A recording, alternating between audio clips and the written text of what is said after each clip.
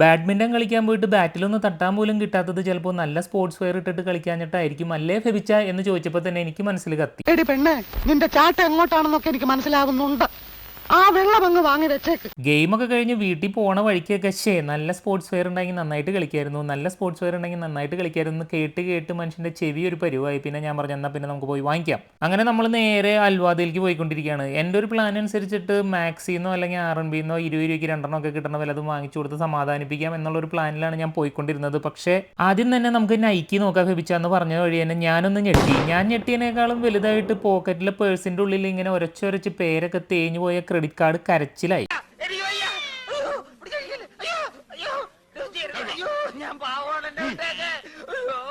മോളിൻ്റെ ഉള്ളിൽ കയറി വഴി തന്നെ ജോർദാനോ കയറി എനിക്ക് 2 ടീഷർട്ട് അങ്ങ് എടുത്ത് തന്നു. ഇത് മറിയാമായിട്ട് ഒരു ഇൻവെസ്റ്റ്മെന്റ് പ്ലാനാണ്, പലപ്പോഴും ചെയ്യാറുള്ള ഒരു പരിപാടിയാണ്. ഇനിയിപ്പോൾ മറിയാമ എത്ര എണ്ണം എടുത്താലും ഞാൻ നോന്നൊരു വാക്ക് പറയില്ല. പക്ഷേ പലപ്പോഴും 99% മറിയാമയുടെ ഈ പ്ലാനുകളൊക്കെ പാളിയിട്ടാണ് കണ്ടേക്കുന്നത്. കാരണം ഒന്നില്ലെങ്കിൽ സൈസ് ഉള്ളത് കിട്ടത്തില്ല, അല്ലാന്നുണ്ടെങ്കിൽ ഇഷ്ടപ്പെട്ടത് കിട്ടില്ല. അവസാനം എനിക്ക് വാങ്ങിച്ചത് മാത്രമായിട്ട് നമ്മൾ വീട്ടിലേക്ക് വരും. ചെന്ന വഴി തന്നെ നാച്ചൂട്ടന് ഇഷ്ടപ്പെട്ട സംഭവങ്ങളൊക്കെ ഓരോന്നോരോന്ന് പെറുക്കിക്കൊണ്ടെന്ന് എൻ്റെ കൈ കൊണ്ട് തന്നുകൊണ്ടിരിക്കുകയാണ്. കുറച്ചേരം കഴിഞ്ഞപ്പോൾ ഞാൻ ഇതൊക്കെ കൂടി അവൻ്റെ കയ്യിലേക്ക് കൊടുത്തിട്ട് പറഞ്ഞു എടുത്തോടുത്ത് തന്നെ കൊണ്ടുവച്ചേക്ക്, നമ്മൾ അമ്മയ്ക്ക് മാത്രം വാങ്ങിക്കണുള്ളൂ. പിന്നെ അങ്ങോട്ട് പിണക്കായി, സങ്കടമായി, പുള്ളി ഒരു മൂലയ്ക്ക് പോയി ഇരിപ്പായി. ഒരു 10 സാധനം പറഞ്ഞു കഴിഞ്ഞാൽ അതിലൊരു 4 എണ്ണം വാങ്ങിച്ചു കൊടുക്കും. കുറച്ചൊക്കെ നോവൊക്കെ കേട്ട് വളരണം പിള്ളേർ എന്നാണ് എൻ്റെ ഒരു കൺസെപ്റ്റ്. അങ്ങനെ അവിടെ നിന്ന് നമ്മൾ സംഭവങ്ങളൊക്കെ വാങ്ങിച്ച് നേരെ പുറത്തോട്ട് ഇറങ്ങി. അൽവാദ മോളിൽ വന്നു കഴിഞ്ഞാൽ ബ്ലൂംസ്ബെറി കയറി ഒന്നും ഇറങ്ങാതെ ഇവർക്ക് 2 പേർക്കും ഒരു സമാധാനം ഉണ്ടാവില്ല. അവിടെ നിന്ന് 2 പീസ് കേക്കെങ്കിലും കഴിച്ചിട്ട് ഇറങ്ങാറുള്ളൂ. അപ്പോൾ ഇന്നെന്തോ ഒരുങ്ങിക്കെട്ടി തന്നെയാണ് നേരെ കൗണ്ടറിലോട്ട് വിട്ടു. അവിടെ ചെന്ന് കഴിഞ്ഞപ്പോൾ ലബൂബുവിൻ്റെ കേക്ക് ഇരിക്കണം. നാച്ചൂട്ടനാണെങ്കിൽ ലബൂബിനെ തിന്നണമെന്ന് പറഞ്ഞിട്ട് ഭയങ്കര ബഹളം. നമ്മളെയൊക്കെ പണ്ട് കോക്കാച്ചി വരും ഫുഡ് കഴിക്കുന്നൊക്കെ പറഞ്ഞാണ് പേടിപ്പിച്ചിരുന്നത്. ഇപ്പോഴത്തെ പിള്ളേർക്കാണെന്നുണ്ടെങ്കിൽ കോക്കാച്ചിനെ തിന്നണമെന്നും പറഞ്ഞുകൊണ്ടാണ് ബഹളം.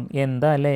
നമ്മൾ നേരെ നമ്മുടെ ഫേവറേറ്റ് സാധനം ചോക്കോ ജോയ് ഡിലൈറ്റ് ഒരു പീസ് അങ്ങ് ഓർഡർ ചെയ്തിട്ട് ടേബിളിലോട്ട് കൊണ്ടുവരെ വരുമ്പോൾ മെനുവും കൂടി എടുത്തോളൂ, നമുക്ക് അവിടെ നിന്ന് ഓർഡർ ചെയ്യാന്ന് പറഞ്ഞ് നേരെ നമ്മൾ ടേബിളിൽ പോയിരുന്നു. ഇതാരാണെന്നൊന്നും അറിയില്ല കേട്ടോ. ഈ അമ്മായിയാണെന്ന് തോന്നുന്നു ബ്ലൂംസ്ബെറിയുടെ സ്ഥാപക, അല്ലെങ്കിൽ അവരുടെ ആരെങ്കിലൊക്കെ ആയിരിക്കും ചിലപ്പോൾ. എന്തായാലും നമ്മൾ മെനു ഒക്കെ തുറന്നു നോക്കിയിട്ട് എനിക്കൊന്നും മനസ്സിലാവാറില്ല സാധാരണ ഇതിൽ എന്തൊക്കെയാണെന്നുള്ളത്. മറിയാമ ഓർഡർ ചെയ്യുന്നത് കഴിക്കുക എന്നുള്ള ഒരു ഒറ്റ കാര്യം മാത്രമേ നമ്മൾ ചെയ്യാറുള്ളൂ. അങ്ങനെ ഈ ഒരു സെക്ഷനെല്ലാം നമ്മൾ മറിയാമയ്ക്ക് വിട്ടുകൊടുത്തേക്കാണ്. അങ്ങനെ 10ാം ക്ലാസ്സിലെ എക്സാമിന് ക്വസ്റ്റ്യൻ പേപ്പർ നോക്കണവരെ മറിയാമ ഓരോ സംഭവങ്ങളും ഇങ്ങനെ സൂക്ഷ്മമായി നിരീക്ഷിച്ചുകൊണ്ടിരിക്കുകയാണ്. ചെക്കനാണെങ്കിൽ മൊബൈൽ കിട്ടിക്കഴിഞ്ഞാൽ പിന്നെ വേറെ ഒന്നും വേണ്ട, അവിടെ ഇരുന്നോളൂ. എന്തൊക്കെയോ സാൽമൺ സംഭവങ്ങളൊക്കെ ഓർഡർ ചെയ്തിട്ടുണ്ട്. ഫെബിച്ചിന് പിന്നെ ഓഫീസിൽ നിന്ന് കിട്ടുമല്ലോ, ഞാൻ അങ്ങനെയല്ലല്ലോ എന്നും പ്രത്യേകം പറഞ്ഞു. അതിന്റെ അർത്ഥം അതിൽ നിന്ന് വല്ലാണ്ട് ഒന്നും പ്രതീക്ഷിക്കരുത് എന്നുള്ളതാണ്. മനുഷ്യൻ വിശന്ന് കണ്ണ് കാണാതെ വന്ന് ഫുഡ് ഓർഡർ ചെയ്തിട്ട് ഇരിക്കുമ്പോൾ അതിന്റെ തൊട്ടടുത്ത് ഇങ്ങനത്തെ സാധനങ്ങളൊക്കെ വയ്ക്കുന്നത് വളരെ അപകടകരമായ കാര്യമാണ്. ഫുഡ് വരുന്നവരെ എന്തെങ്കിലുമൊക്കെ കുറിക്കാനായിട്ട് ഇതൊരെണ്ണം വാങ്ങിച്ച് പൊട്ടിച്ചാലോ ഫെബിച്ചാന്ന് ചോദിച്ചു. ദർശനേ പുണ്യം സ്പർശനേ പാപം, അവിടെ തന്നെ വെച്ചോളൂ എന്ന് പറഞ്ഞ് ഞാനങ്ങ് നിരുത്സാഹപ്പെടുത്തി.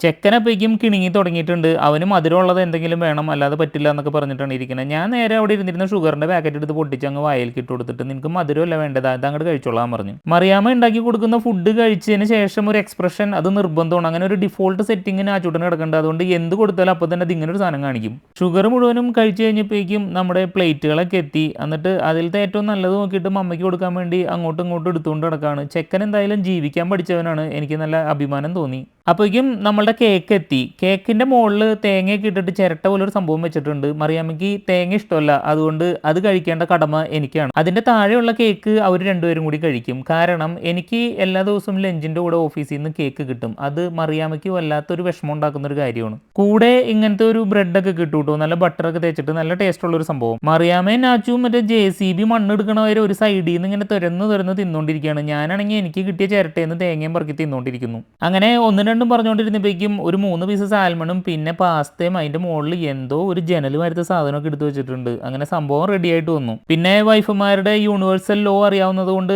നമ്മളൊരു 3 മിനിറ്റത്തേക്ക് ഈ സംഭവത്തുമ്പോൾ തൊടാൻ പാടില്ല. കുറച്ച് ഫോട്ടോസ്, കുറച്ച് വീഡിയോസ്, സ്റ്റാറ്റസിന് വേണ്ടിയിട്ടുള്ളത്. അങ്ങനെ ഇതെല്ലാം കഴിഞ്ഞ് കഴിഞ്ഞിട്ടാണ് അതുമ്പോൾ തൊടാൻ അനുവാദമുള്ളൂ. മറിയാമ്മ കുറച്ച് നാളായിട്ട് പറഞ്ഞുകൊണ്ടിരിക്കുന്നതാണ് സാൽമൺ കഴിക്കാൻ പോകണമെന്ന്. ഇതേവരെ പോകാൻ പറ്റിയിട്ടില്ല. അപ്പോൾ ഈ ഒരു അവസരം അതിനുവേണ്ടി വിനിയോഗിച്ചു. എൻ്റെ ഈശ്വര, പെറുക്കി കൊണ്ടുപോവാണ്, കണ്ണീച്ചോരയില്ലാണ്ട് ഒരു രക്ഷയില്ല. ഈ ഒരു സംഭവം തിന്നാൻ പറ്റുന്നതാണോ അല്ലയോ എന്ന് എനിക്ക് ഭയങ്കരമായി സംശയം. ഞാൻ പറഞ്ഞു മുത്തേന്ന് വായ പറഞ്ഞതെന്ന് പറഞ്ഞ് അങ്ങനെ വെച്ചു കൊടുത്തു. അതിന്റെ ഫുള്ള് ഒരു സൈഡിൽ നിന്ന് അടപടൽ എടുത്തുകൊണ്ട് പോയി. കഴിക്കാൻ പറ്റുന്ന ഒരു സംഭവമായിരുന്നു, ചോദിക്കേണ്ടിയില്ലായിരുന്നു. പണ്ട് മറിയാമ്മ എന്തൊക്കെയോ വരയ്ക്കുമായിരുന്നു എന്ന് മമ്മി പറഞ്ഞിരുന്നു. അപ്പോൾ ഞാൻ നോക്കുമ്പോൾ പ്ലേറ്റിൽ എന്തോ ഒരു ആർട്ട് വർക്ക് നടത്തിക്കൊണ്ടിരിക്കുകയാണ് മറിയാമ്മ. എനിക്ക് അങ്ങനെ ഒരു കൗതുകത്തോട് നോക്കിയിരുന്നപ്പോൾ അതെടുത്ത് അങ്ങോട്ട് നക്കി. ഞാനിങ്ങനെ അവിടെ സൂക്ഷ്മമായി നിരീക്ഷിച്ചുകൊണ്ടിരിക്കുകയാണ്. ചിലപ്പോൾ പറയാൻ പറ്റില്ല, കണ്ണ് തെറ്റിക്കഴിഞ്ഞാൽ പ്ലേറ്റ് എടുത്ത് നക്കും. അമ്മാതിരി സംഭവങ്ങളൊക്കെ ഇടയ്ക്കിടയ്ക്ക് കാണിക്കാറുണ്ട് വീട്ടിൽ. ഫുഡ് കഴിച്ചിട്ട് വയറ് നിറഞ്ഞ് മറിയാമ്മയ്ക്കാണെങ്കിൽ കേക്ക് കഴിക്കാൻ വേണം. അങ്ങനെ കേക്ക് കഴിക്കാൻ കഷ്ടപ്പെടുന്ന ഒരു പെൺകുട്ടിയുടെ കരളലിയിപ്പിക്കുന്ന ഒരു രംഗമാണ് നിങ്ങൾ ഈ കണ്ടുകൊണ്ടിരിക്കുന്നത്. അങ്ങനെ അവിടുത്തെ ഫുഡ് അടി കാര്യങ്ങളൊക്കെ കഴിഞ്ഞ് നമ്മൾ നേരെ ലുലുവിലേക്ക് ചെന്ന് കുറച്ച് പർച്ചേസിംഗ് ഉണ്ടായിരുന്നു. അപ്പോൾ അബിക്കുട്ടിക്ക് ചെറിയൊരു സംഭവം വാങ്ങിച്ചു. ഈ ഒരു ബൈക്ക് ഇതിൻ്റെ അപ്പുറത്തിരിക്കുകയായിരുന്നു. നാച്ചു കുറേ നേരമായിട്ട് അത് കാണുന്നില്ല. ലാസ്റ്റ് ഞാനത് എടുത്തുകൊണ്ടെന്ന് ഇവിടെ കൊണ്ടുവന്ന് വെച്ച് കൊടുത്ത് ആൾക്ക് കയറിയൊക്കെ ഇരുന്ന് കഴിഞ്ഞപ്പോൾ ഭയങ്കര ഇഷ്ടപ്പെട്ടു. വാങ്ങിച്ചു തരുമെന്ന് വെച്ചാൽ നമ്മൾ കണ്ണും പൊട്ടി വാങ്ങിച്ചു തരില്ല എന്ന് പറഞ്ഞു. പ്രത്യേകിച്ച് പ്രശ്നങ്ങളൊന്നും ഉണ്ടായിട്ടില്ല, വെറുതെ ഒരു മനസുഖം. പിന്നെ അങ്ങോട്ട് കരച്ചിലായി, ബഹളമായി, അങ്ങനെ നല്ല രസമായി. എൻ്റെ ആ ഒരു ബോറടിയൊക്കെ അങ്ങോട്ട് മാറിക്കിട്ടി. വേറൊന്നും അല്ല കേട്ടോ, വീട്ടിലൊരു ബൈക്കുണ്ട്, ഒരു കാറുണ്ട്. പിന്നെ നമ്മൾ ഒരെണ്ണം കൂടി വാങ്ങിച്ചു കൊടുക്കേണ്ട ആവശ്യമില്ല. അത്യാഗ്രഹം നല്ലതല്ല എന്നുള്ളതാണ് ഇതിൽ നിന്നുള്ള പാഠം. അങ്ങനെ ലുലുവിലത്തെ കരച്ചിലും ബഹളമൊക്കെ കഴിഞ്ഞ് ഞങ്ങൾ നേരെ വീട്ടിലെത്തി, വണ്ടി പാർക്ക് ചെയ്തു. പൂച്ചസാറും കുടുംബവും ഗാർഡനിൽ കളിക്കാൻ ഇറങ്ങിയിട്ടുണ്ട്. ശരിക്കും ഇവരുടെ ജീവിതമൊക്കെയാണ് ജീവിതം. ഫുഡിന് ഫുഡ്, എ സിക്ക് എ സി, അതിൻ്റെ അകത്തൊക്കെ കയറി വന്ന് കിടക്കണതാണ് ഇടയ്ക്കിടയ്ക്ക്. ജോലിക്കും പോകണ്ട, കുടുംബവും നോക്കണ്ട, എന്താ സുഖം.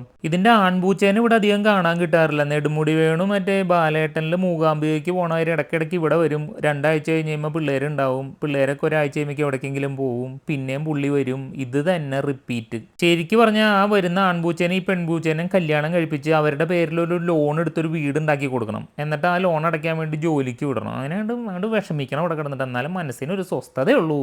കണ്ടു നിൽക്കാൻ വയ്യ. നമ്മൾ നേരെ വീട്ടിലോട്ട് കയറി ഒന്ന് ഫ്രഷായി ഡ്രസ്സൊക്കെ മാറി അബിക്കുട്ടിക്ക് കളിക്കാൻ വേണ്ടി വാങ്ങിച്ച സംഭവം ഓപ്പൺ ചെയ്യാനുള്ള പരിപാടിയാണ്. നാച്ചൂട്ടനാണ് കൂടുതൽ എക്സൈറ്റഡ്. കാരണം ഇത് ഓപ്പൺ ചെയ്ത് കുറച്ച് നേരം കഴിയുമ്പോൾ അബിക്കുട്ടിയെ തട്ടി മാറ്റിയിടുമ്പോൾ നാച്ചൂട്ടൻ്റെ അടുത്ത് കളിക്കാം. അബിക്കുട്ടിക്ക് വാങ്ങിക്കുന്ന ടോയ്സ് ഒക്കെ നാച്ചൂട്ടൻ്റെ അടുത്ത് കളിക്കാനാണ് ഇടയ്ക്കിടയ്ക്ക്. പക്ഷേ നാച്ചൂട്ടൻ്റെ ടോയ്സ് അബിക്കുട്ടിക്ക് കൊടുക്കത്തില്ല. നാച്ചൂട്ടൻ ആകെ അവൻ്റെ ഫ്രണ്ട്സിന് മാത്രമേ ഷെയർ ചെയ്യുള്ളൂ, അനിയത്തിക്ക് ഷെയർ ചെയ്യത്തില്ല. എന്ത് ജാതി സ്വഭാവങ്ങളൊക്കെയാണാവോ. പിന്നെ ചില പ്രത്യേക സാഹചര്യങ്ങളിൽ നാച്ചൂട്ടനും ഞാനും ഇതൊക്കെ എടുത്തിട്ട് പ്ലേ ചെയ്യും. അപ്പോൾ എല്ലാ വീട്ടിലും നടക്കുന്ന സംഭവങ്ങളൊക്കെ തന്നെയാണ്. ഇവിടുത്തെ മാത്രം ഒരു പ്രത്യേകതയല്ല. നമ്മൾ ഈ ചെറുപ്പത്തിൽ ഇതൊന്നും കണ്ടിട്ടില്ലല്ലോ. അപ്പോൾ പിന്നെ കിട്ടുമ്പോൾ നമ്മൾ മാക്സിമം യൂട്ടിലൈസ് ചെയ്യുക. ഇങ്ങനത്തെ ആക്ടിവിറ്റീസ് ഒക്കെ ചെയ്യാനുള്ള ടോയ്സ് മറിയാമാണ് സെലക്ട് ചെയ്യാറ്. അതൊക്കെ ആൾ നോക്കി ഏതാണോ നല്ലത് കണ്ടുപിടിച്ചോളും. അങ്ങനെ നാളെ തുടങ്ങി നൈക്കിയുടെ പുതിയ ഔട്ട്ഫിറ്റൊക്കെ ഇട്ടിട്ട് ബാഡ്മിൻ്റൺ കളിക്കാൻ പോകാമെന്ന് സ്വപ്നം കണ്ടുകൊണ്ടിരിക്കുന്ന മറിയാമ്മയുടെ ബാഡ്മിൻ്റൺ ഗ്രൂപ്പിലേക്ക് ഒരു മെസ്സേജ്.